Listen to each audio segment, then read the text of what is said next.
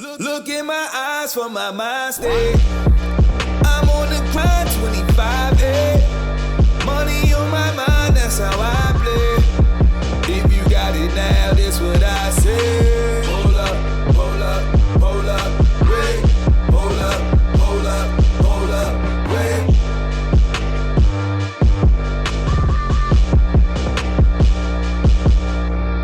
Rolling. Episode 11, Swerve City Podcast. Hey. We distracted. I'm live. Big Swole over here.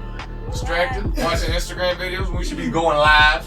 It was one on the topic. It was on the topic because it was talking about why you shouldn't drink any hot tea or anything from on plane. It was about flight attendants. Is this true? She wasn't listening. I was not. I'm trying to flip it around. I've never done this. Okay. She is. Okay. Okay. We're gonna for everybody tuning in watching now. We're gonna get to these folks over here, the guests of the evening. Yeah. We are going to apologize right now. We were supposed to have WWE Hall of Famer Road Dogg on the show tonight, but you know the scheduling with NXT going live weekdays on Wednesday nights on the USA Network now. Scheduling changes up.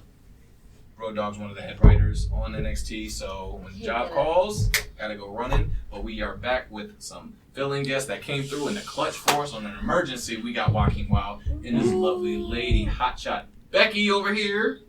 Yeah, these are big shoes to fill. Road Yeah. Dogg, man. Man, What a disappointment you get Joaquin Wilde. You expected Road Dogg, but you get Joaquin Wilde. No, Hey. you get WWE family people. Yeah. Still Well, kept we it in- appreciate it. we We appreciate appreciate it in it. the family. I love you. I mean, we still get some people outside of here, but that's neither here nor there. We just appreciate you coming through in the clutch like you did. Yeah, oh, It's yeah. Like, like I said, I didn't want to wake him up out of his slumber while he was like resting and had his slippers on his boxers. He was like, "Oh, okay, I'm gonna come on Swerve City Podcast for y'all." So, boom! Thank you for coming through. Ooh, like every episode, we're gonna go through the hosts of the show. We got Teasy over there. What Shout is out. good, everybody? Let's go. He's in the house this week. Teasy Scott, I am here. Everything is good. I am back. I will get into my soliloquy in a second, but I'm glad to be back. Stephen A. Smith over here. Soliloquy, right? Yeah. Got talk and watch Smell the it. first thing. Hot tea. Glad to be back, y'all. At Teasy Scott on everything, Instagram, Twitter, things of that nature. First, I want to say thank you guys for holding it down last week. Had some personal things to give you a brief synopsis on what's going on. I had to make a few phone calls. I had some personal things going on, some personal demons. And I want to tell anybody out there that if you have anybody, you need anybody to talk to, reach out. Please reach out, call your friends, family. If you need to seek professional help, do that. I believe that is something that definitely needs to be spoken on more for a lot of people. You never know what someone's going through, but, persevere. I'm here. I get my help from my therapist every other Friday, so it helps me with things going on in my life. There's a lot going on in the brother life that I don't speak on. So, make sure you guys reach out to people if you do need the help as well. Also, I am going on a Cypher tour where I will be going to local places in the state of Florida, only on weekend dates, and going to meeting a couple friends who are artists, or going to local bars, clubs, stuff like that we have bookings for, and just going to go rock the mic. Real grind. Do about 10, 15-minute sets a piece, and this is what we used to do in high school. We had a lot of fun doing it. So I will get the dates and everything announced from the Patreon, Snapchat, everything for Swerve City Podcast. Let you guys know if you're in the respective area to come out. Also, really quick, we just released a trailer to Teasy's Table on the YouTube, youtube.com/Swerve City Podcast. That's what did the logo right there, Swerve City Podcast. If you guys subscribe to the channel. Definitely have some information with that. You guys will be hearing very, very soon the first episode from me and Miss Simone Johnson back there. Simone, get On the love. floor. On the Hanging out floor. here. She's back there. With the Birkenstock 9s on the feet. With the socks. With the With socks. the With the socks With the on. socks. Shoeby. Ah. Yes. Rocking Tower reference. Yeah. So a lot is happening. A lot is happening. Speaking of a lot is happening, we just dropped the Patreon. Boom, Swerve City Patreon now. You can subscribe to on patreon.com/Swerve City Podcast. And while we're on that matter, let's shout out the new subscribers to the podcast. We got Jesse Lucas. Thank you for subscribing to the Swerve City Patreon. Lisa Wright and Carlito V. Thank you guys so much. We got more content coming to you very soon. And there's going to be more stuff going on. Also, check out our Snapchat, Swerve City Pod. We always releasing extra content on there. See what's going on behind the scenes before we start the show, after, during, you don't know. So just keep checking it out. You can rock with us pretty much on every social media platform you want to. And Big Swole just came back from the UK. Talk about it. UK. I went there for Riptide. Riptide. Yeah. Big shout out to Riptide. Big shout out to Brighton. First main event ever on Riptide Wrestling promotion right here versus Will Ospreay. Check it out. Boom. Keep going. It's about you. It's your time or it's my time? It's about you. Can I talk about my accomplishments? It's about you. Reclaim your time. Reclaim your time. I'm reclaiming my time. This is about what you did on the weekend. Wait. Anyway. What I did on the weekend is I went to Riptide and I finished. Had a good time, didn't you? Oh my god, I had a great time. Actually, my weekend first started with I had an amazing match against Tessa Blanchard at Nerd Street. So we finally killed it. We've been training since pretty much day one together. So it's the first time we ever touched. 2000 what? 2013, 14. Okay. 2014. Yeah. So I had that, and then I went to Brighton, and I pretty much, took Shakara to her limits. She was a very naughty little girl when I first got there. You know, she was mean. She was trying to cheat and everything. You know, I don't like cheaters. So I broke her down. I heard that they never prosper. They don't. Did they in this match? They didn't, because I won. You won that. I won that, and then I challenged her the next day. For the next day, I was like, "Oh, well, how about you not cheat and you give me your best?" So that wasn't sugar, honey, iced tea. You know what I mean? So move on to the second day, and man, she got me. But it's okay though, because there wasn't a dry eye in the house, and it was the first time people cried, and the whole locker room came from the back, and they clapped or whatever. So it was my first yeah, I did something. She was awesome. I'm proud. Thank you. Oh, yeah. Thank Proud. You. It was That's what's up. That's the soldier holding it down for us in the UK. Yeah. And you said there's some Swerve City Podcast fans over there at Riptide? Yes. And UK? Yes, they came up to me and they were like, "Oh, they're huge fans of the podcast." So it's huge shout out to all the fans out in Brighton. You told them to subscribe! They did. Okay. They do. Good. They do subscribe. So I'm proud. I'm happy again. Yeah. I was upset, now I'm happy again. Now, without further ado, we're going to go over here to the guest of the evening, my man Joaquin Wilde over there. I've known this man for years. Only got to wrestle him 2 times ever. Once was a cage match, I believe. Okay. A cage match in an abandoned mall in Virginia. Yeah, I think that was the first time I ever met you, actually. It is. Yeah. It is. But it's funny, when I first seen your work, it was the 2 out of 3 Falls match you had at RCW in Maryland with Adam Cole. Oh, yeah. And I watched that DVD. I actually bought that DVD, and it's actually over there in the living room. No way. Yeah, you know what? I That's hit up the RCW management recently, and I asked them for a copy of it. Yeah. Recently, as in 2 or 3 years ago, but I did hit them up and ask them for a copy of that match because I remember it fondly, and you know how it is sometimes. Sometimes you don't want to watch a match back because you remember it so fondly, and you kind of want to preserve that memory of how good you thought it was, and then sometimes you will watch it back and be like, oh man, that wasn't as good as I thought. That was one of the few times for me anyway that I was like, dude, this match was just as good as I remember it. I love having that feeling. Yeah, I don't get it very often, but if you don't get it back, man, I got the DVD right there in the living room, so you can take that with you, man. I appreciate it. But yeah, that was when I first became familiar with Zema Ion himself at the time, and I was like, oh my god, this guy's amazing. This thing is great. So I've been a fan of yours for years, and I wish we would have grappled more often. Oh, don't worry. There's still plenty of time. Now, seeing where we at, yeah. I'm pretty sure we're going to get sick of each other. Yeah. But I look forward to getting sick of you. Yes. And we have Becky Hot Schott, the lovely lady. Hot Schott. Hot Shot. Yes. I call you Hot Shot now. That's his mom calls me that now. Yeah, it's fun. Becky's gone now. We don't do Becky's. We do Hot Shots. Yeah, I know. It's know my last better. name, so I gotta go with it. I completely understand about the whole name change. Sometimes you gotta give it up. Identity changes much. All right. So, where do we start with this whole thing? Because I don't want to do the whole norm. Like, when did you start wrestling, young buck? What year was it? And where did you get? Who got you into wrestling? And where I was at, it was sold out every time. They don't do it like we did back in the day. Oh, we used to. Ooh. Back mid-Atlantic, I wrestled for a hot dog at a Sprite. Pepsi. And I was It's selling extra them. for ketchup. 10 cents. But let's actually start with. I know you started with you were a journalism major in school. In college, yeah. Yes. What school you go to? I went to West Virginia University. Yeah, which had a reputation. I think it still does. It was like the biggest party school in the nation. I've heard that. Yeah. I've heard that. Very much so. They like to burn couches. That was like a favorite pastime at WVU.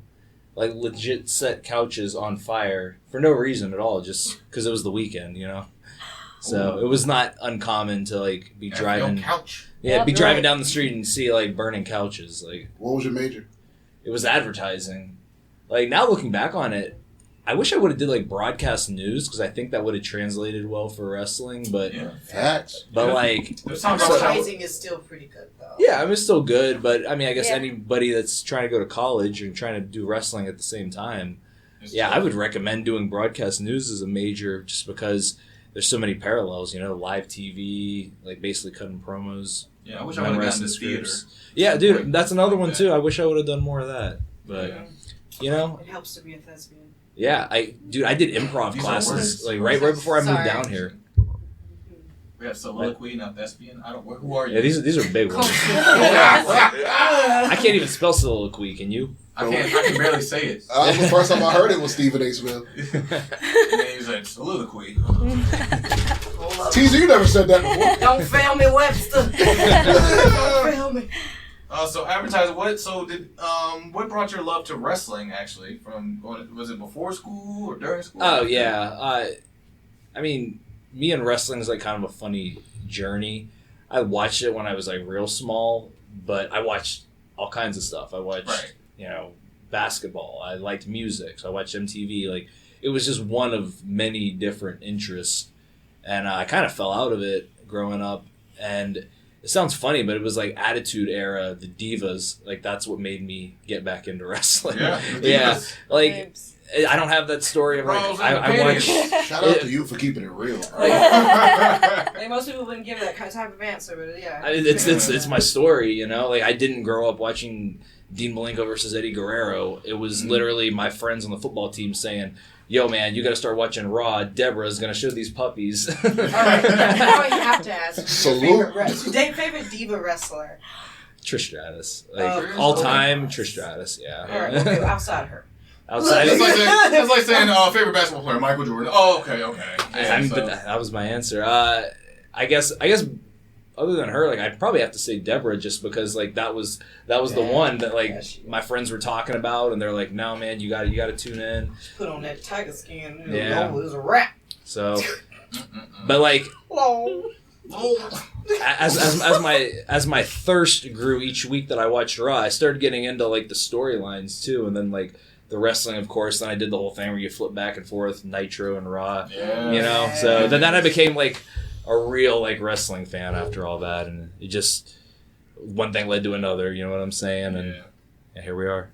Shot, did you have any exposure to wrestling when you were growing up? Absolutely. Absolutely. Wait. Yes. My brother's 13 months younger than me, and he's currently he just came back from Afghanistan, I think 2 days ago. Salute the troops. Yeah, he's been there 4 times already, but I used to get tombstoned 24/7 and choke slammed on the mattress. It's funny. It's cool. First. We do. Right? Anything he true. saw, it was just we had to try. So it was fun. Yeah. Okay. Yeah. So it's funny how y'all the love for the love for wrestling that dude, got y'all. I'll tell you how we crazy. met. Oh yeah. Oh yeah. So Before you do. Oh, see. Before, so if y'all want to get in tune in the info on how Schott met Michael or Joaquin or however we want to say it. Yeah. We got a lot of names. Yeah. We all do at this point. That means that we're about to leave. Yeah, so we're going to have to subscribe to the Swerve City Podcast on YouTube, youtube.com/Swerve City Podcast. See ya, feet. Subscribe. And subscribe to the Patreon. And the Snapchat. And the Snapchat. Follow what we're doing. And if you're not, you should already be following us on Instagram, Swerve City Podcast Official, and on Twitter, Swerve City Pod. Let's get it. Peace. Hope y'all know how to end this. And now. Okay, boom. End video, share the story. Boom. Sure. Now we can get into the nit grit of it all. So. Yeah. So. Boom. Lay it on me. Lowered expectations. Let's go. So she was already training to be a wrestler when I met her. Interesting. She was training at IWC, and shout out IWC. Man, love that place. And do you really? At the time. Do you just messing with me? No, you know you've actually heard of it? Yeah. he wrestled there. Yeah, Okay. I think you're trolling. Yeah, I wrestled Elias at IWC. Fun. Yes. He's so nice. Great guy. Yeah. So,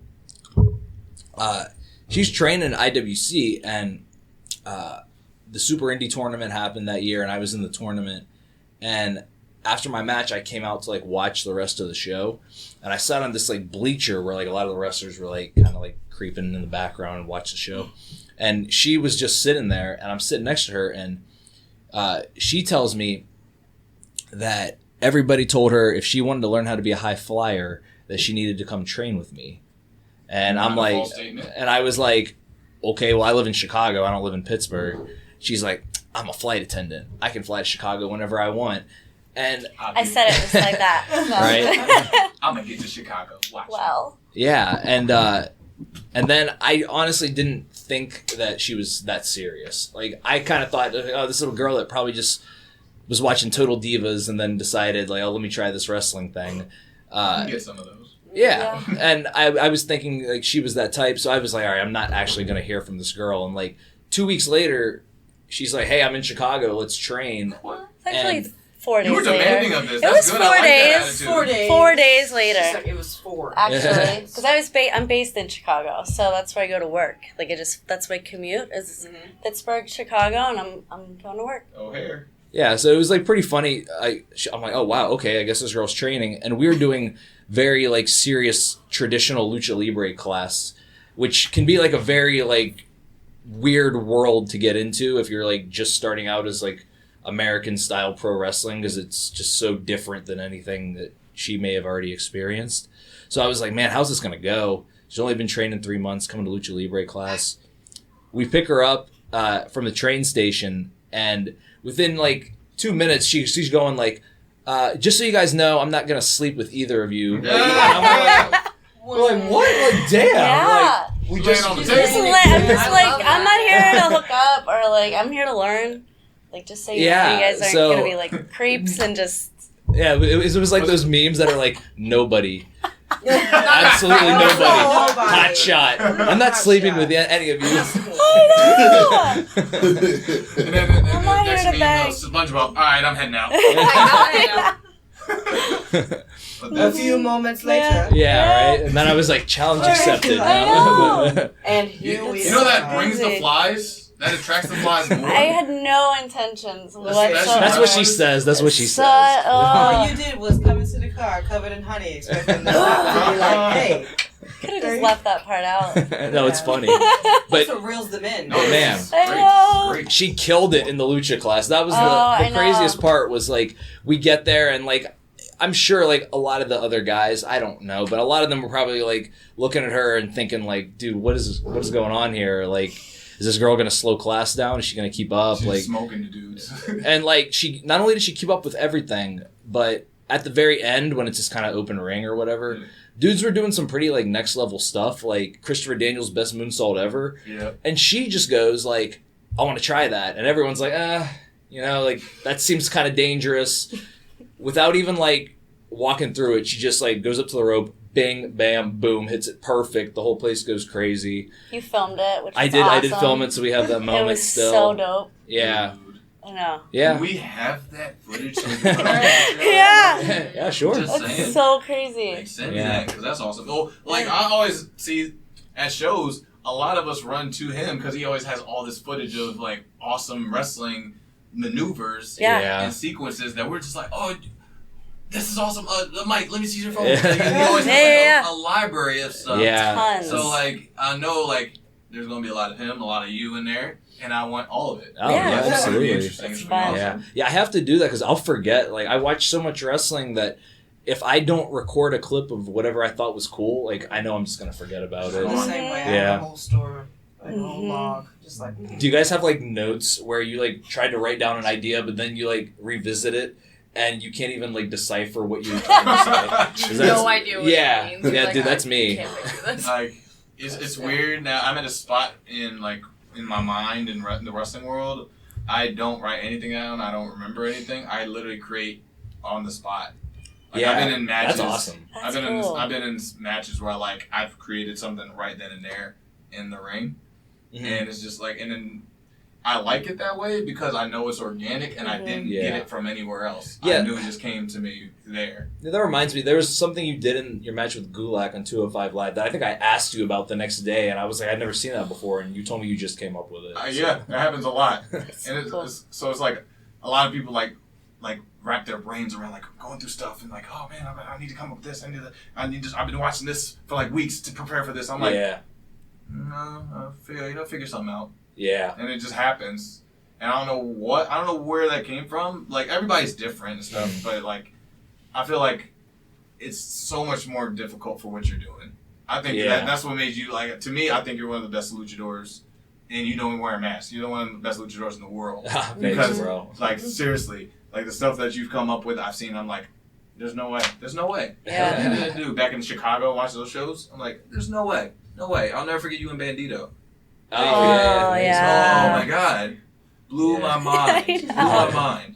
Like, and we don't promote other promotions here, but you should definitely go watch AEW and check out him versus Bandito for the Heritage title in Bourbon Street. Yeah, That show was the first that show was already stacked. yeah. I think earlier it was me and Keith Lee versus Desmond. Oh, and yeah. Zach. So I think you're all on that same one, yeah. Yeah, that was the hard thing about those AAW shows is they would stack the cards with like the who's who of independent wrestling, and the crowd was hot, so everybody was trying to kill it. And it's like if you're at like match 8 or 9, it's like, man, you're in a tough spot because the crowd's seen like all the best wrestling ever, you know. Yeah. But it kind of made me a better wrestler because, like you said, I had like a title match, so they put me like towards the end. Yeah, you were like 6. And it's I like- think you were before intermission or something. Yeah, but it's like when you're on later on those cards, I think it makes you a better wrestler because it's either like I'm gonna step up to the challenge, you know, or am I just gonna fail? Like I ain't failing, so. When that happens, how do you stay fresh? Like, what do you do to? See, that's why I watch so much wrestling. I think I'm always coming up with ideas, like based on my opponent too. Like if I'm wrestling Bandito that night, I'm gonna go back and watch a bunch of Bandito throughout the week to start getting some ideas of what me and him could possibly do together. And yeah, I think that's a good approach sometimes. I feel like that's a lost art. Most people don't watch tape on their opponents beforehand. Oh, And I'm yeah. like, why are you just going in blind? Yeah, exactly. Like, you should at least know some semblance of their moveset, so, you know. But Yeah. see, now it's funny because now we're on a fixed roster. We're Mm. not going to wrestle anybody else. We see each other You every see, day, yeah. every week. Yeah. But I gotta think know. that's where your creativity is really like Yeah. producing itself to another level now. I think it's Mhm. come from that, like just being on those stacked cards and having to go so Right. late. Yeah. Mhm. So it prepared us in some ways. Yeah. Yeah. Because like I know, like you can look at most matchups on the card and be like, I know what they're going to do. I know where the direction this is going to go. I know what kind they're going to deliver. And if you don't know the people, you ask them and stuff. Oh yeah. And I'll sit and I'll like organically come up with stuff. That's because I know it's not going to be seen earlier. I feel like that gives you more an edge because everybody else, you'll know exactly what they do, and like sometimes that's like a hindrance to them, and they don't even know it. Yeah. You don't want to be Because it's like- predictable. yeah, you don't want to be predictable. Yeah. But And I I feel like you that's also get caged and stuck in that idea Right. if you do that sometimes. That like once again, like I feel like Mike can like maneuver around that kind of stuff, but Yeah. like Try. like Yep. Shoot, man. But like, does that happen in music as well too? Yes, it does. I think like when it comes to, especially if you're collaborating with someone, that it's naturally better to have like an understanding. Yeah, sure. Who you're naturally working with, because if you don't and you just kind of just go in the studio with someone, you have no idea the kind of artist they are, and you're just playing music. You could really get in a creative rut. So it's always better to like. I always believe that you work with somebody who's better than you in as far as musically, and I also believe the same thing of also knowing the person that you're working with as an artist. The music always comes out better that way. Hey, can I ask you a question about music? Sure. Yeah. Okay. What if he said no? We said that would have been funny if he would have said no. We're like, damn. But now I'm trash. It's been a long day. It's gonna cost you. Okay, so I make beats, right? And I got really serious about it in like 2016, where I was like, yo, I'm gonna like go hard with the music. You know, I'm gonna get some rappers on my beats. Like, I'm gonna try to start like promoting this as a thing, right? Right.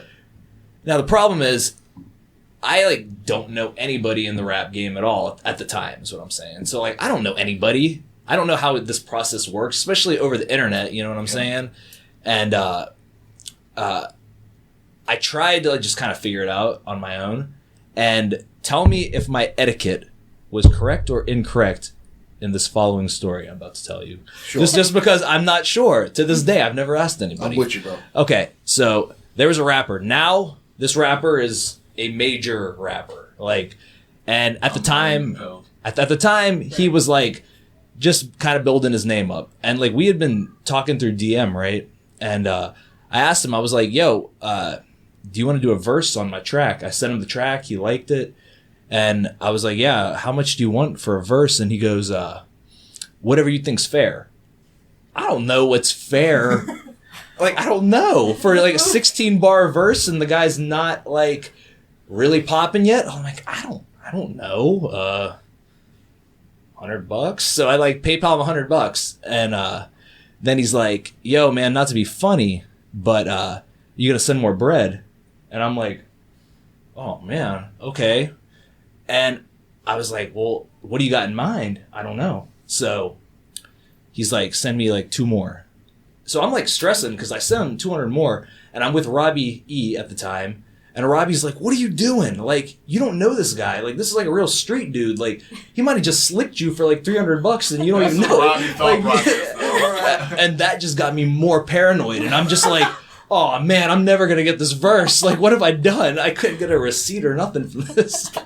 So weeks go by, and like every week he's like, I'll have it to you this weekend. Another weekend goes and it doesn't happen. And I'm like, oh my God, dude, I'm like stressing. After like a month, I actually get the verse back. So I got 1 verse from him, but I had my boy that was gonna do a verse on it too. So then I just put dude's verse in, like first verse, and then my boy did the second verse, and I released the track. And I don't know if that was like the right etiquette or not. Should I have like sent him the whole track first and been like, hey man, I know you were like kind of difficult to work with a little bit, but this is the track? Or do you think I was right to just, okay, I paid you, you did the verse, I can release it however it is, you know? Should I have let him hear the other verse first? You know what I'm saying? Because I think the reason he didn't promote my track was because my boy went harder in the second verse. So I thought maybe he didn't put it over. This sounds like the T.I. Ludacris Stomp verse, James. Okay. 1, you didn't do anything wrong with your approach. Okay. There was nothing wrong. There is no book of code on how you approach rappers, because a lot of times, a lot of them are full of you know what. And the best thing to do is just be straight to the point like you was. Send the bread, get it back. Rappers have terrible personalities. I'm one of the few that's like a nice guy. It's not one. But if you find that, you know, what you did do though, is you came straight forward with the money. You paid him. You waited for the service. Obviously, your boy is probably hungrier. Yeah, You know, of course. He's got more. He's got nothing to lose. Yeah, it was a big opportunity and for him. he knew so-and-so was on the track. Yeah. The other guys like, this was probably written there and wrote it. Now, the mistake. My suggestion. I do not do any collaborations with anyone that's not promoting the record. Gotcha. Do not collab with anyone that doesn't promote the song. Should I have like said that from the beginning? Like, hey man. Yes, make sure if you do that like in the future with anyone, big name, like look, are you gonna promote this? Are you gonna retweet this? Or like look, if we can work out some kind of deal. Because a lot of times they try to bigly, like, well, I'm gonna get this quick 500. And then, they don't promote the record.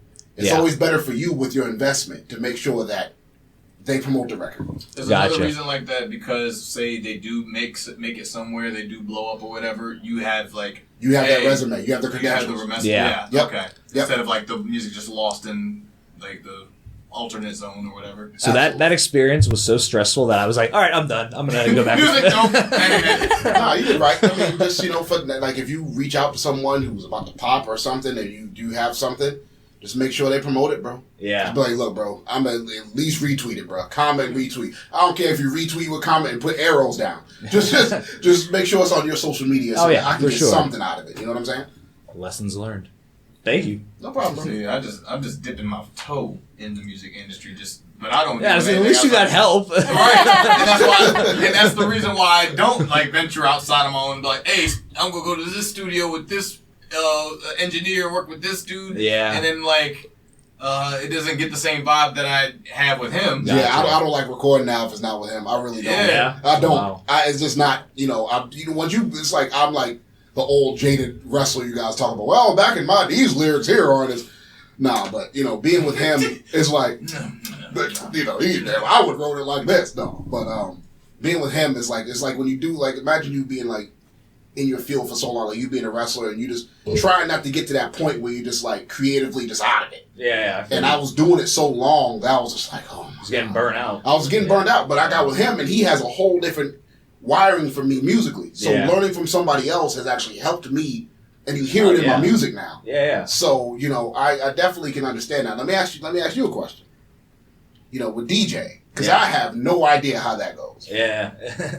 How long did it take you to learn that? Did you was you self-taught? Did you learn from somebody? Or? Man, so there was all kinds of stuff. I tried to teach myself in the beginning, and I just didn't have any fundamentals. And you'd think, well, this was a few years ago, maybe 6-7 years ago. You'd think there would have been a lot of stuff on YouTube. 7 years ago, not really. Now, I feel like you could learn how to DJ just solely off YouTube because there's so many tutorials and people that are willing to share information. But 7 years ago, not so much. So I tried to teach myself a little bit and it just wasn't working out because I didn't know what I was doing. So I actually did have some DJs in Washington, D.C., kind of showed me the ropes for a little bit, and they kind of got me started with the fundamentals. And then honestly, most of my experience just came from DJing parties and clubs after that, and just trial and error, when something went wrong, learning from it, and then trying to fix that mistake the next time, So it's with wrestling, you get better and more comfortable each match that you have. Right.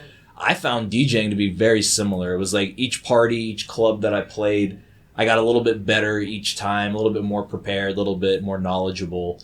And I thought the craziest part about it was the parallels, because it's all about reading a crowd, DJing, much like wrestling, feeling the audience when they say that. It's same thing. I might be playing some trap music or something, and if the energy in the room is not feeling it, then I need to be a professional and change it up and figure out what this crowd likes, and then once I find it, then we just go all in on that. Now, to furthermore go into this question, you have these DJs now, I saw pictures of you, man, you got, both turntables, you're doing your thing, but what do you think about the DJs that are now, they kind of go on tour and they're just pressing a button?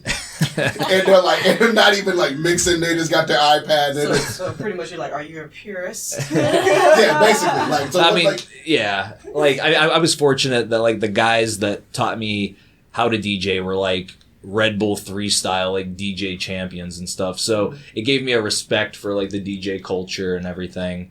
And the guys that press the buttons, it really depends. Sometimes there's reasons for it. I know the big festivals and stuff like that. They have to do that because the lighting and the visuals on the screens are synced to the music. So sometimes they have to pre-plan the set out just for the cues for the lighting and the video screens. So yeah, I don't know every DJ's approach to it, but I have heard that that is a reason. Yeah, I'll be like on Instagram and I'll be seeing people like Shaq. No, Shaq. Oh, no disrespect, Hey, you know what? We will not have any Diesel slander on this show. Yo, I'm not marrying anybody. Understand? She said it. When you see Shaq front row at a freaking concert with everybody else, he is 7 foot everything, and everybody else is like normal people size, and he's shaking water, going nuts. You respect that man. Culture. And then I love Shaq for that. How much money these guys are making? I'm like, wow, this dude that. I feel like Yeah. I feel like being like a trusted DJ is like a show. Yeah, And absolutely. being a purist DJ, that's like an art. Oh yeah, for sure. You got it. Like that's like the difference. Yeah. You got it. And like a lot of the DJs too, a lot of them are actually music producers, and them DJing is kind of like their way to get touring money off of their singles and stuff like that, you know? So, furthermore, to go backtrack a second, whatever happened to the record where you paid the guy? Why don't you release it now? It's released. It's on SoundCloud and everything like that. I'm gonna need that later. He's like, oh yeah. Matter of fact, give it to us. We're gonna review it. Yeah, I'm nervous now, guys. I'm ready to see this new artist get bodied by your homeboy. But hey, you still got that beat. I need remix. Like, I still don't go like, ooh, I'm attacked too. Like, ooh, you got bodied on this track. What happened to this kid, folk? Oh, I see why you ain't retweet this. Right. Trash over. That's the old me. Well, what music you listening to now? Nowadays, dude, I'm so like out of the loop. I feel like everybody's hearing it. Yeah, I heard that from everybody. I don't know why. I was just having this conversation with another DJ a couple weeks ago. Yeah, that's what we were saying. I was like, maybe I'm just not into like the newer stuff right now. Maybe that's what it is. Happens when you get older. Maybe it's that. Maybe I'm just old enough. Yeah, exactly. We were telling the truth though. Our stuff was actually good. But we didn't listen to them when they said, "Hey, this Chingy guy's not good." Right. We didn't listen. We didn't listen. Right there. I was listening. And now I'm like, my mom was right. It's like the older, like when you're so young, you care about everything, and then as you get older, your playlist slowly goes from like 96 to like 2005, and it just stays there. We ask this question that like amongst ourselves all the time. We actually like to hang out and put up YouTube videos. Like, what's a song back like when you were like in high school that you was hard, you was pushing it, that was your song. Look back and you're like, that ain't it. Man, we definitely had some of those. Any genre, it don't have to be hip hop. I know. What song? We just did this the other day. We do this every week. Because we're like, play a song that like gets you dancing, and he put on like the lamest. No, Moose put on like new metal from like 2006. And I was like, what are you doing? Disclaimer: I forgot to mention that this man and this woman live with Moose now, so there's several Moose chairs scattered around the home. So, you hope, baby. It could be a reality show. I tell her all the time, like our living situation has so much hijinks that like it could be a TV show on Bravo. The power of Moose spirituality. I want to hear stories about this. Now that I know this, I'm going to go up to you with the we got some stories for like, you. so how's it going? Is there a story that you can mention here? Yes, all right. And you know what? The only reason I'm going to mention it is because like he tweeted about it, so it's not like I'm releasing new information out here. But this man Moose, he got robbed twice. He got robbed twice in the same week. Robbed by the same people? Probably. All right. I wouldn't put it past. I'm back. So he's got a morning ritual where he likes to wake up and go to Wawa pretty much first thing in the morning. He gets up, goes out the door, comes right back in the door. He's like, "You're not gonna believe this." He's like, wait, I gotta do my Moose voice. "Dude, you're not gonna believe this. I got robbed." I'm like, whoa.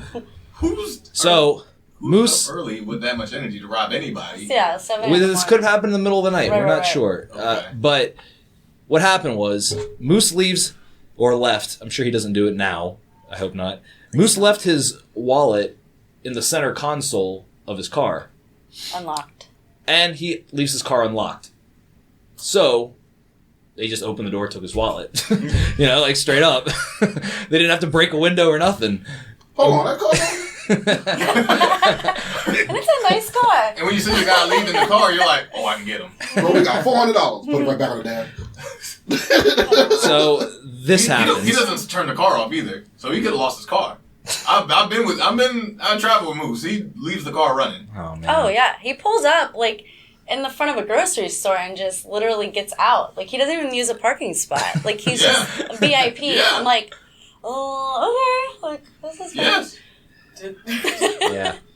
No, so I got a couple Moose stories, but this one was funny. Like, this one, we were living on the other side of this apartment complex or whatever, and apparently throughout the night, a bunch of cars were broken into. Apparently there was 25 cars that got their windows broken and stuff, and ours was one of them at the time. Mm. And so Moose, same ritual, gets up in the morning. He wasn't going to Wawa. God forbid where he's going. But he wakes up, drives, leaves, or whatever. I get a call in the morning. He's like, hey, yo, I think your car got broken into, yo. I go out to the car. It's just smashed window. I'm like, what do you think? Of course it got broken into. It's like smashed and shattered. What do you think? And they ruffled through like the middle console. I don't keep anything. I don't like to keep anything. Same. Or anything. So they just ruffled through it and then they left. But it's just an inconvenience to get a broken window fixed. Yeah. Moose story number 2. I was chilling at Sammy Callahan's house at the time when he was living like 15 minutes up the street from me. Moose was at the house. I'm sitting there, we're hanging out. He calls me, not texts me, calls me. Moose is a caller. He likes to call people. A lot. Yeah. For menial tasks. I respect that actually. It's old school. It's old school and I like menial it. tasks. The menial of tasks. Like sidebar.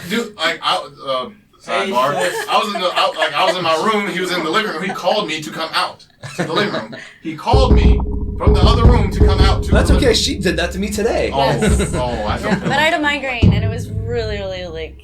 That's the lady. She can get away with that stuff. Grown man Moose named Moose can't get away with that. Anyway, so he's like, "Yo, can you bring me a water? A water? When you getting back? I'm not coming back for a while, Moose." He's like, "It wasn't like a case of water. Oh, individual water." Yes. I'm like, "Yo, but like, I was like, just get up and go to the 7-Eleven, which is right around the corner." He goes, "No, like, I don't want to lose my parking spot."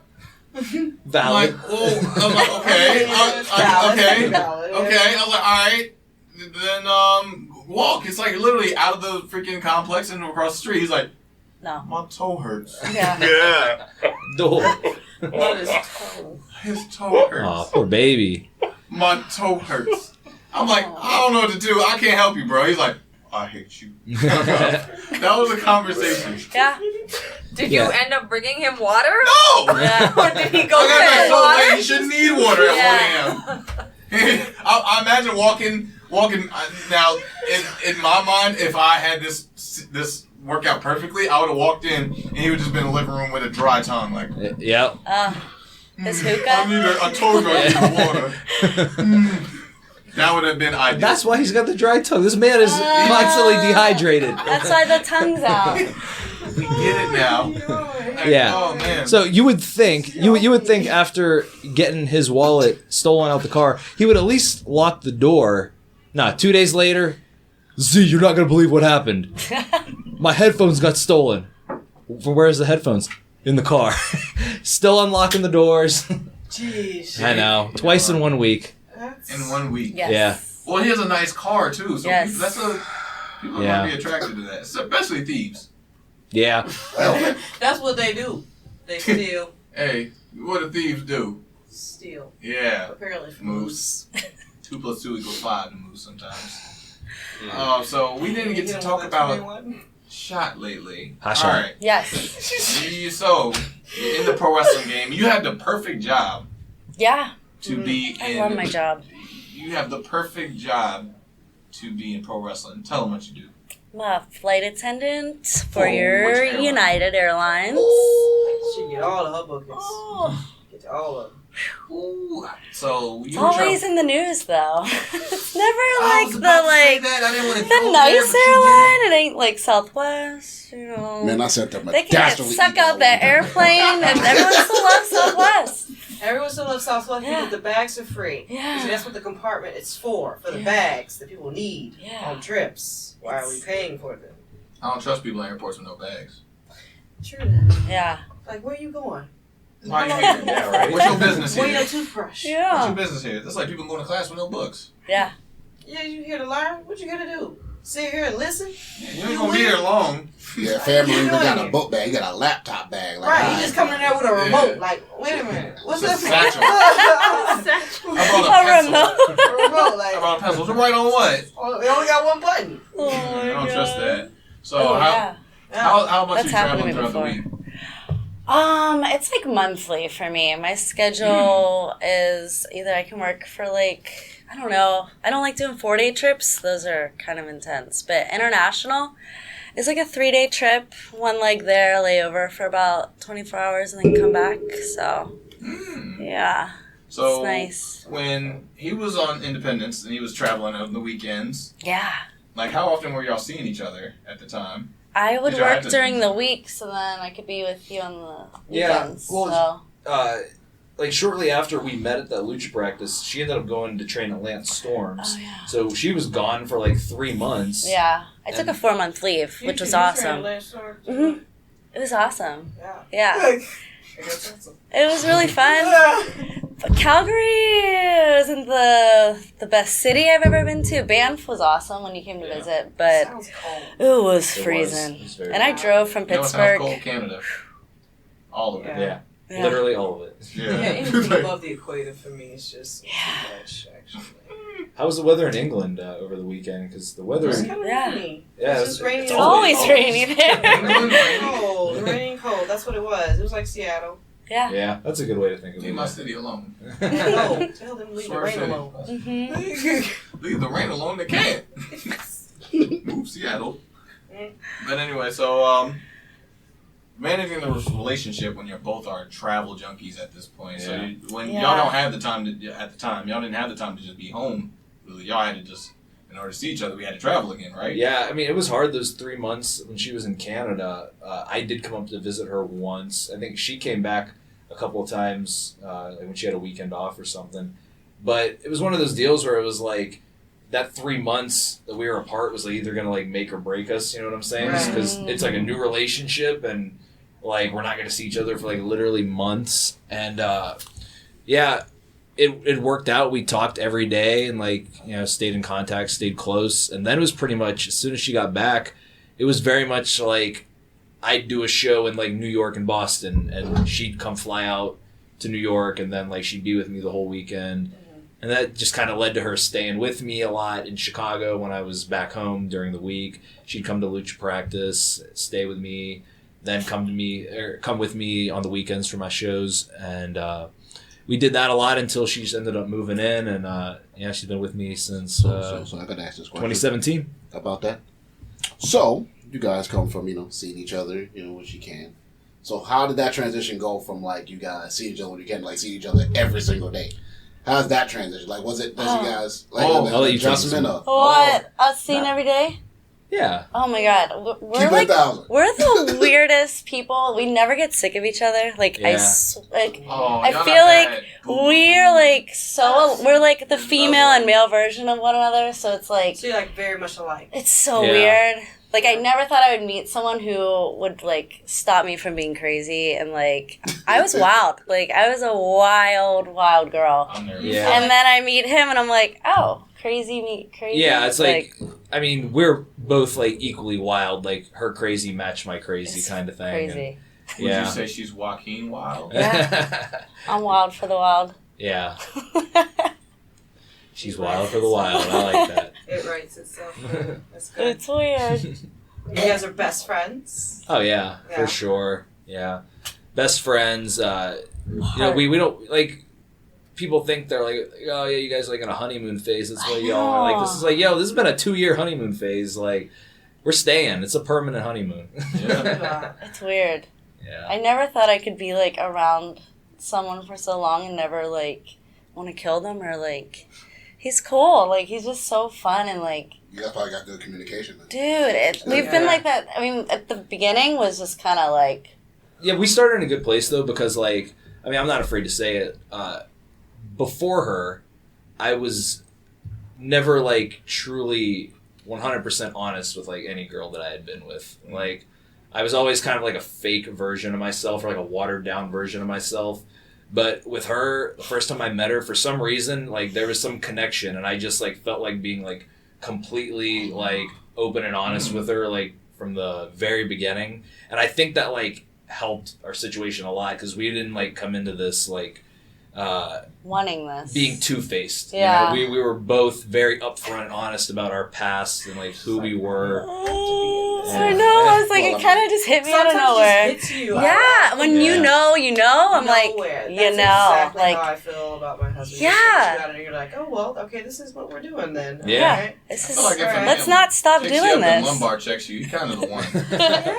yeah, that was love. Yeah. Usually they say, you know, if a man, like you said, you're speaking about your past, you didn't pass with other women. Usually they say, if a man is willing to not be a mystery around you, he really likes you. He really wants to be with you. Yeah. Because a lot of times, a lot of us are trying to keep a little mysterious around women. But Yeah. if we really, really like you, we'll just be open book Yeah. and just, you know. Do you think, like, for me, I know, like, in my past, like, I had, like, I'm, like, when I open up, I'm, like, open. And I'm, like, not who I showcase as far as, like, being the wrestler or whatever I am. And I felt I had a lot of insecurities about opening up Sure. fully. And, like, I'm pretty sure at some, like, that you had that at some point. Women have that, men have it. But, like, when you're in this spotlight as being presenting yourself to social media as, like, your wrestling persona and all that stuff, I feel like women have a different perspective of what they're going to see from you. Oh yeah. You know, Absolutely. and I had issues with that. So it's like, well, because when I'm like let my guard down, I'm like I'm very chill. I'm kind of nerdy. I'm kind of like whatever. Like I like a lot of dumb stuff. Yeah. Sure. You know, and Yeah, like same, so like same. you Yeah. are not Shane Strickland. You are not Isaiah. Bye. And that turned me off from opening up for quite a while. Dude, I feel that. Like, You know what I mean? there was a couple times, like, before I met her, where I'd go out with a girl, and, like, she was, like, so into, like, how many followers I had. Yeah, that's and, weird. like, Right? it kind of turned me off, actually, been you there. know? Yeah, it was like there's one time a girl was, like, calling her friend. She's like, oh, yeah, I'm hanging out with this guy. He's got, like, 20,000 followers at the time. And I was just like, ew. Like, But, but that's what we're looking at. Like now, you're like, how many followers I got now? right? Isn't it such a relief that you found someone who? Honestly, I'm Matches. surprised because, like, Yeah. I tell her all the time, I had pretty much accepted the fact, before I met her, I had accepted the fact that, okay, I'm just like a novelty. Like, a girl, like, will see me and then want to, like, be with me for, like, a night, but I'm not somebody that she's going to bring home to introduce to, like, mom and dad. And I had accepted that, okay, that's just me. Like, that's who I am, and that's cool. I can accept it. Then I met her, and everything changed. Like, my whole Yeah. world got flipped upside down. For the better. Yeah. It's almost like seeing like they see you as Superman for so long, but then they start seeing Clark. And Yeah. then you're not as cool anymore Right. because you, like. Yeah. But then you found someone that just no matter what, you're Superman. You make your mistakes. You're always going to be Superman. Oh, yeah, that's cool, Yeah, man. I feel like everything relates always back to wrestling. Just like you were just like settled and like okay, you finally come to terms with it. It's the same in wrestling. When you finally like almost give up, that's when like you get that break. And you're That's like, my oh, story for sure. Yeah. oh, here we go. Yeah. Like, this is all right. Wasn't looking for this, but this is what I got now. Exactly. And it becomes the most amazing thing of Oh, part yeah. of your life. For sure. Such an amazing journey. I'm Man. happy you guys found each Thank other. you. Thank you. Yeah. Everyone says that a lot, and it's Well, great We've because, been like, saying that for years now. Come on. it's cool. Because, like, I'm glad people get to It's see a that. great thing. It's Trust awesome. me, I feel like the luckiest girl in the world. And she Yeah. probably feels the exact same Exactly. way. I want everyone to have that. Yeah, you want everyone I'm to a- have I'm that a- love. Yes. Yell at your children, child, who sounds like children out there. Well, that's what happens when you have two very gifted athletes who come together and make one of the most perfect human beings on this earth. Exactly. My favorite. I love her. I swear. I'll take care of her. Okay, one of the smartest human beings on this. Lord Jesus. I can't. I'm not ready for our children to collab with her. Oh my God. It's too much brain power. Yeah. There's too many girls. Mischievous. Too much brain power. I'm scared of it. I don't want to think about it. I gotta put my thinking cap on that one. Now, I know on here we like to talk about like going through struggles in our lives and our careers and everything. And what we like to do, we like to pretty much talk about our struggles, like the deepest points of like in our career that we had to struggle and get out of. Oh yeah, eventually, sure. like I've had a few of those. oh yeah, bro. When I heard about them, yeah, it's been a weird journey for me in wrestling. It's been interesting. There was like a long period where I just felt like I was on top of the world for a while. Like when I was in like Impact, like I was making great money and I was like on the road every weekend. Like I felt like a real like professional wrestler at that time, and I started getting a little comfortable. It was like the first time I was making like big money in wrestling, big money for me anyway. And I just was wilding out. Just like, dude, I partied for like 2 or 3 straight years, and it got to a point where like my wrestling, like my quality of work, had kind of taken a back seat. I felt like, which sounds like kind of a cliche like type thing, but that's kind of how it was. Like I started getting more into like just being comfortable as the manager of the Bromans and like comedy type wrestler, and I just like wasn't really applying myself or pushing myself or being the best wrestler or the best version of me that I possibly could be. And it got to a point where like Impact lost Spike TV, and when we lost Spike TV, we lost our guaranteed money. And that's when like reality hit me, where it's like, damn, I could have been saving money like all this time that I was making it. Instead, I was just partying and living for the moment. Right. Now we lost our contracts and I have nothing to show for it. Like, what am I going to do? Scary thing, man. Yeah. So that happened, and it was like, well, you can either get a real job now and just wrestle on the side, or if you want to keep wrestling as your sole income, might need to make some changes in your life. So I got like really committed to wrestling and then to like nutrition and to my body, and just like went super hard. I'm like, let's just like see what happens if I like give up the partying and like give up all the distractions. Let's see what happens if I just apply myself to wrestling. And I had like the best year of my career in like 2016 when I did that, and I'm like, oh my god, like my hard work's paying off. And like just as we were hitting like this peak in like my quality of work and my body, just in my confidence in the ring, my stomach exploded in Mexico and I almost died. And it was like so difficult because it took me a long time to get to that place, you know, of like confidence and with everything, you know. And it's like to lose it, and not just like lose it, but like never possibly doing it again, because there was a chance that I wasn't coming back from this. Like, this happened and I didn't know if I was ever going to be able to wrestle again, or if I was able to wrestle again, would I be the same quality wrestler that I was? Would anybody like want to sign me to a contract when I have this giant scar going down my stomach? Like, was anyone willing to like take a chance on the like, I guess the mental health issues that I developed afterwards too, where I like developed anxiety like real bad. And so there's like all of this like all this like uncertainty and all this doubt, and in spite of that, like I just kept pursuing wrestling and like working harder and trying to get better, and like somehow I like came back from that injury like better than before it, you know what I'm saying? Right. But I started getting injuries at this point too. It's like going harder in the ring like every single weekend on the independents, y'all know, like, you know, it's physically demanding on your body, especially if you're on these AAW shows, for example, where like they want like banger matches, and that's great, but when you have to have a banger match Friday, Saturday, Sunday, recover during the week, and then do it again Friday, Saturday, Sunday, it's like, you better grab a hole. Yeah, right. Bruh, submission moves became my best friend. Yeah, like, you were smart for that. But dude, like, the anxiety of that is just like,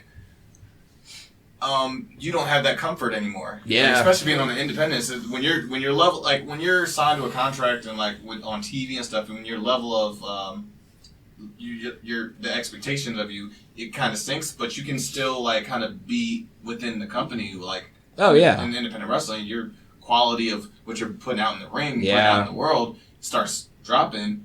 they're going to find somebody else. Oh yeah, replace you. Absolutely. Yeah. It's like it's a weird thing. It's like a blessing and a curse. Like the independents, I wouldn't trade my time there. Much like I'm sure it's same with you. Like I wouldn't trade my time for anything because it made me like the type of wrestler I am today. But at the same time, it's like, dude, it is like just so physically demanding, and like my body just started getting eaten alive from it. You know, just taking those risks weekend after weekend after weekend, like. Injuries started piling up, you know, like we're banged up and still got to do it, still got to perform. And it was hard, man. And it got to a point where like I started getting banged up so much the last couple years that it's like, how much longer are we going to like keep doing this, you know? And I promised my family, I'm like, 2019, if I don't end up signing like a major wrestling contract like this year, like I'm done. Like I'm going to do something else with my life. Like I'll still wrestle like for fun, but I'm not gonna like be all in on wrestling if something doesn't pop off in 2019, especially with all the opportunities, you know. That I said that, and like 2 weeks into the new year is like when I got my like offer from WWE. So it was like, man, it was just such a good feeling, you know. It's like you were saying, like we were just about like to give up, and then like that's when it happens. Totally understand.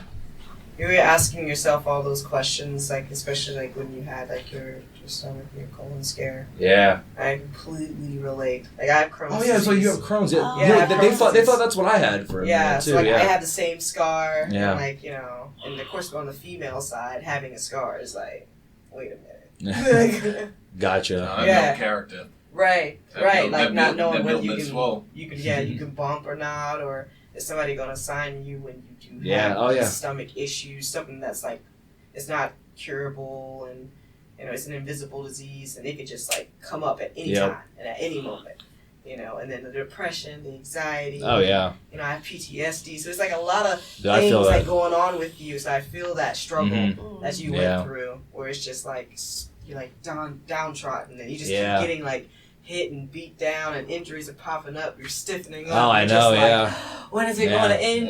Exactly. Very much that. Yeah. Like that's just a mountain of anxiety. Like, is there anxieties that you go through, like on the music side of things, man? Oh my God, yes, dude.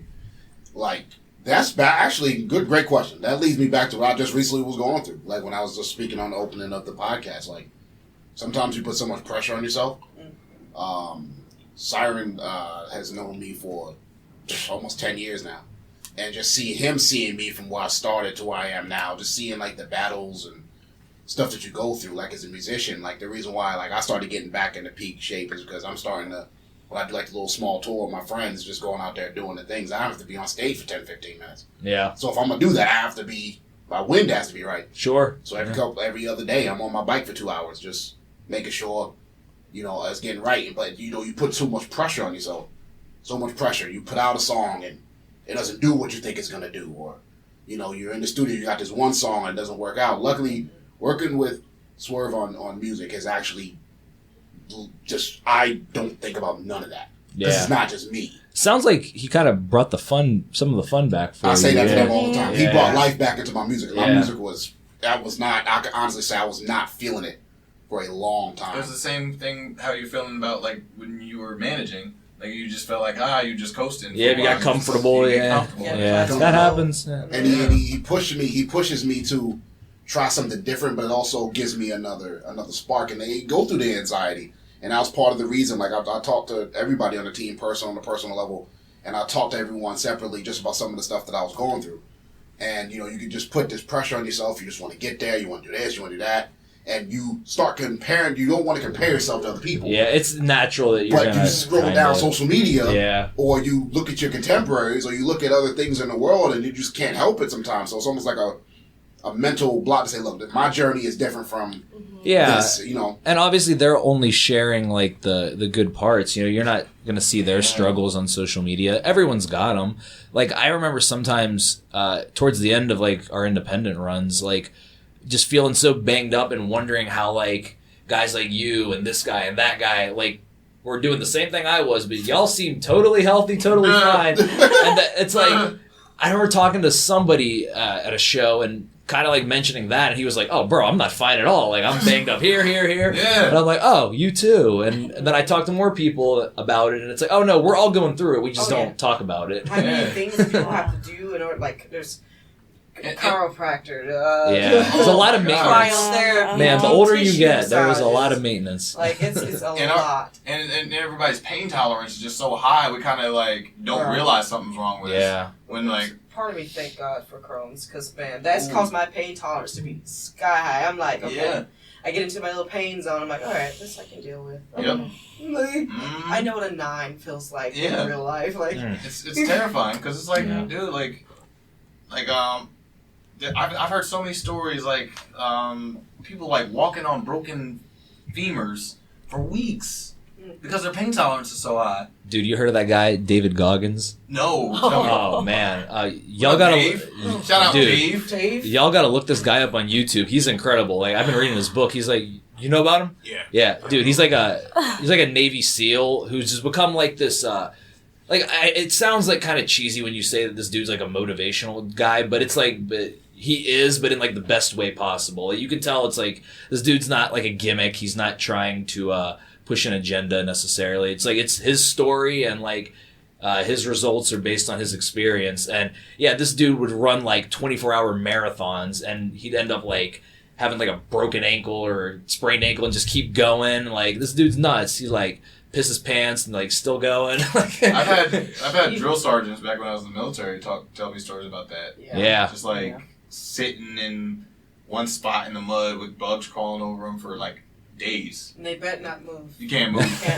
They don't move. That's crazy. Like, does any of this stuff worry you about like having injuries or anything like that? Like, no. It worries. Listen, it worries me. It worries you more than her. I'm sure Cedric could probably speak on this too. It's like, especially because she wants to be like a high flyer, and she can do all that stuff. And it's like, listen, on one hand, of course, like I will support her whatever she wants to do. If she wants to go hard with wrestling and do this every weekend, it's like, yeah, I'm your number one fan. But like at the same time, this is like the future mother of my children here. So the idea of her like taking Canadian destroyers and like getting dropped on her head and from like people that you're not familiar with too. Just the like, trust, because I don't know, like it makes me nervous because it's like I don't want to see her get hurt, you know. Listen, it's never gonna go away. I got chewed out immediately after the Young Classic when I went up to the top and took a Spanish fly from the top, and he was just like, "I saw you get up there." He's like, I hope the camera caught it. He just immediately went like, "What you doing, Harry? You kicked down from there." It's like you're a mother. It's like I have a family. Right. It's like right here. It's like you're joining the circus and you want to be part of the acrobats, and I'm like, please be a clown. Right. Clowns are down here. Just be a clown. No elephant. I guess. I don't know. Every time I get on a plane, I take that risk that something can happen. You never know. Why, wrestling's just fun.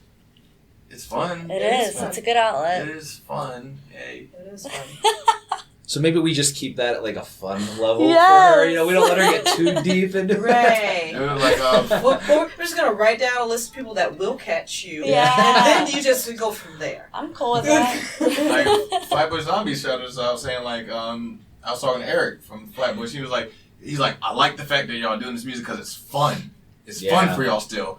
You don't want to get in our side where we have to worry about A&Rs and... That's what's part where you got to. Oh my God. He's like, I was on the record label and I got dropped from a label. So I could just, just imagine, like, it took a whole reconstruction of that when I was younger to leave that and to get out the paperwork, to go on my own, to now be with my bro, and to get that fun again. I do not want to go back where they're at. I'm cool here, man. You have to get a song released by this deadline, and you got to get 8 other people on the song at the same, mixed, mastered, all this stuff. He's like, just keep it fun. I like listening to y'all because it's fun still. Yeah. Y'all look like y'all having fun. Yeah. You don't want to be where we're at. So that's what we see when we see you. We're like, oh, she's having fun. Keep it at fun level. Yeah. So as long as you can. Yeah. Bro, I'll be in the studio, bro, and I'll be like, he's killing me on this track. I'll be so happy. Wait,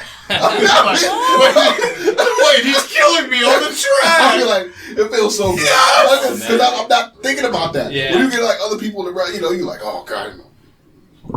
You're like, but and he knows about his mama. I'm gonna put that in there. Like, he come in there, he'll go in the studio, he'll just spit, and I'm like, yes.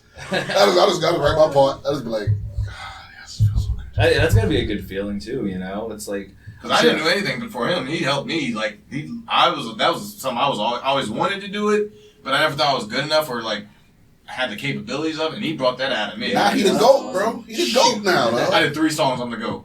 Yeah. That's all it takes. Yeah. Especially in this day. We ain't gonna talk about the tracks that I just like. I'm never gonna see the daylight. The experimental tracks. We ain't gonna talk about. We ain't gonna talk. No, brother. That's what Teasy found. That's like your first couple matches. We don't talk about Fight Club. We don't talk about that.